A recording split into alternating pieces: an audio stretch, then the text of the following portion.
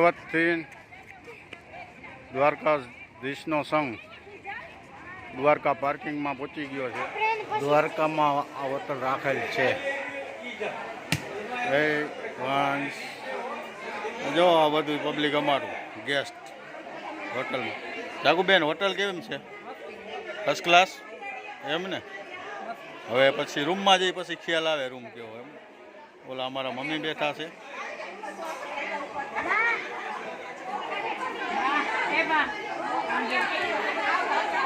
બેઠા છો ને? એ અમારા માતુશ્રી છે.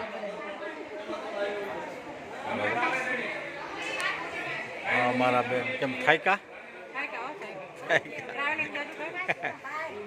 આ અમારા જીજાજી જો. જીજાજી કે બેવું નથી થાયકા. મેં તો આપણે થાકી ગયા. આપણે જય દ્વારકાધીશભાઈ. આપણે જરાક આ તમારી હોટલનું નામ જણાવો. હોટલ સુંદર પ્લેસ દ્વારકામાં, રામધૂનની બાજુમાં. રામધૂનની બાજુ. બરાબર. મંદિરની બરોબર 40 મીટર અહીંથી મંદિર થાય છે આપણે. બરાબર. કેટલાક આપણે 100 જણાની વ્યવસ્થા હોય તો 100 જણાની થઈ જાય. બરાબર. પ્રાઇવેટ પાર્કિંગ છે આપણા આગળ. બરાબર. અને આપણે જે ધજાનો કાર્યક્રમ હોય કે વધારે માણસોનો કંઈ કાર્યક્રમ રાખવો હોય, લગ્ન પ્રસંગ હોય, બરાબર. અને જે ફંક્શન ગોઠવવું હોય, હા, બધું થઈ જાય. ચાલો હોટલને વિઝિટ કરાવી અને તમને જરાક હોટલ બતાવો અને અમારો રૂમ બતાવો. હાલ ઉપર વહી જા, તારું ઉતારવું. આ અમારી ભાણીબા છે જો, આમી જો. આ મારી બેનની દીકરી છે. ક્યાં રહ્યો તમે બેટા? એમને કયું ગામ તમારું?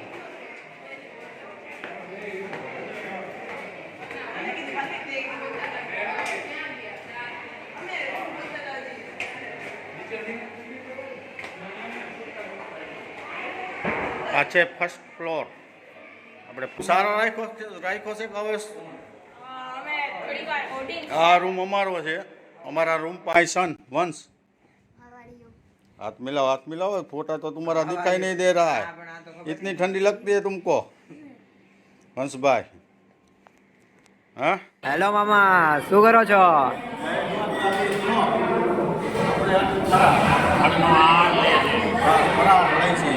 ભાજી અને છાશ. હા, એ નહીં એક હા જમી લીધું. રીતિબેન, જય દ્વારકાધીશ. અમારે આ દ્વારકાધીશની ધજા ચડાવાયા કેટલા વર્ષ પહેલાં તમે લખાઈ હતી ધજા? 2 વર્ષ પહેલાં. એટલે 2 વર્ષે આજ તમને તારીખ આપી. હવે આમાં ધજામાં તમારે શું શું કરવું પડ્યું? અહીંયા તમારે ધજા પહેલાં આવવું પડ્યું હતું ધજા લેવા કે શું કરવું? એટલે પછી ધજા લઈને હા, બરાબર. મેં તો એવું સાંભળ્યું કે અમદાવાદ તમારો જે ફ્લેટ છે અહીંયા તમે ધજા પૂજા કરવા લઈ ગયા હતા. બરાબર. આ પ્રકાશકુમાર વાત કરતા હતા કે હળવદના એના મકાને અને અમદાવાદના મકાને, એટલે 2 જગ્યાએ. એટલે ઓલો હજી તમે ફ્લેટમાં રહેવા તો ગયા નથી ને? તો સારું, આ દ્વારકાધીશની અહીંયા પૂજા થઈ ગઈ એટલે ફર્સ્ટ ક્લાસ એ કામ થઈ ગયું ફ્લેટનું આપણું. બરાબર. હવે ધજામાં હવે આગળનો અત્યારે આ બધાને તમે જમણવાર આગળનો પ્રોગ્રામ શું? હા, કાલે સવારે 7 વાગે છે, 6 વાગે પૂજા ચાલુ થઈ જાય. બરાબર. 7 વાગે 7:30 થઈ જાય. બરાબર. 7:30 ધજાનું મેનુ છે આપણે ચડાવવાનું.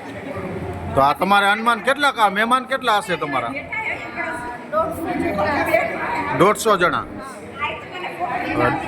એમને આ 150 જણાની ચકુબેન 1 મિનિટ.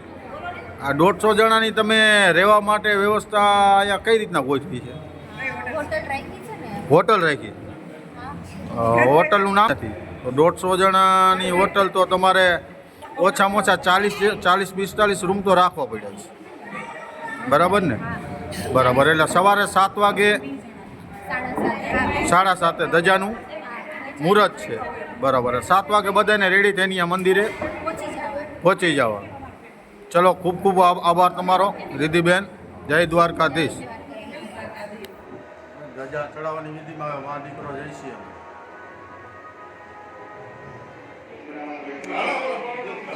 ધજાના યજમાન છે અમારા જીગર કુમાર, નિકુંજ કુમાર. ઉતાર નાખ સારું. મારું ઉતરી ગયું છે અમારા બેન રિધિબેન. બીજા બેન કઈ ગયા? ચાલો સામે આવી જાઓ ભાઈ બધા. પૂજામાં બેઠા રહે બધા આવી જાઓ. જીગર કુમાર જોડે જોડે જ આવજો. જોડે આદેશ કી જય. ઠાકોરજીની ધજા ઉપાડી લીધી છે બેને રિધિબેને. માતા કી જય. સોનલબેન ને રિધિબેન. અહીંયા તો પૂરો પરિવાર દ્વારકાધીશની ધજા સાથે. તમે અહીંયા આગળ આવી જાઓ. બધાને વાળું લઈ લો. તમે આપણા બેઠા હતા. લઈ ગયો લઈ ગયો લઈ ગયો લઈ ગયો.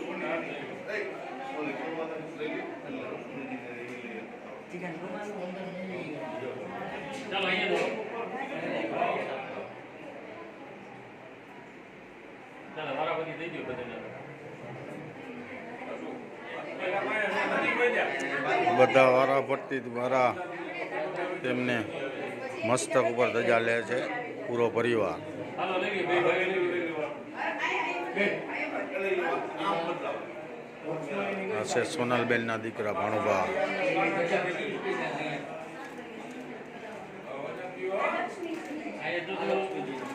બંને ભાણા.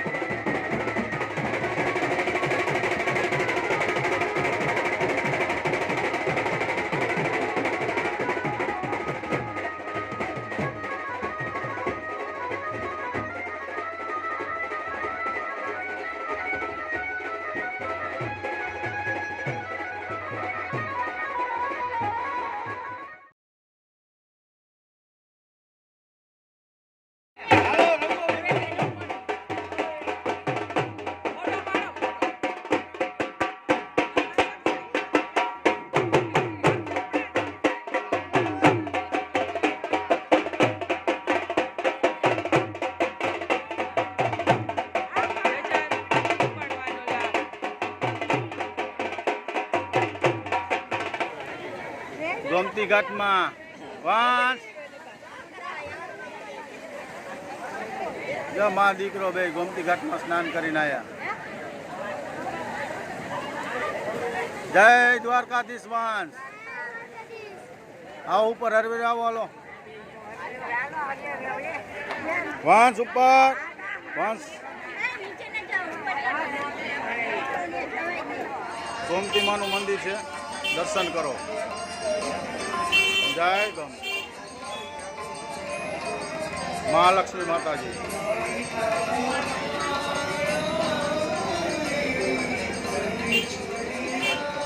ભગવાન કલકે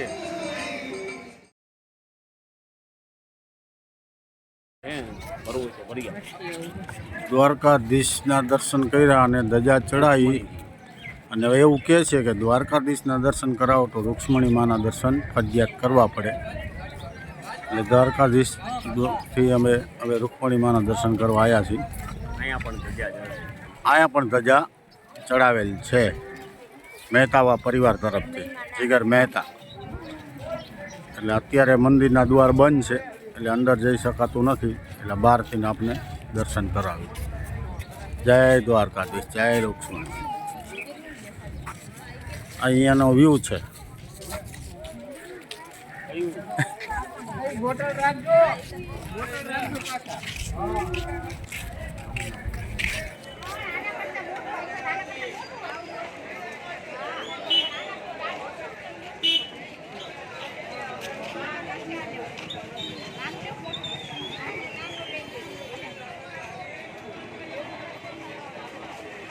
શું લેવો છો ચક્કુ?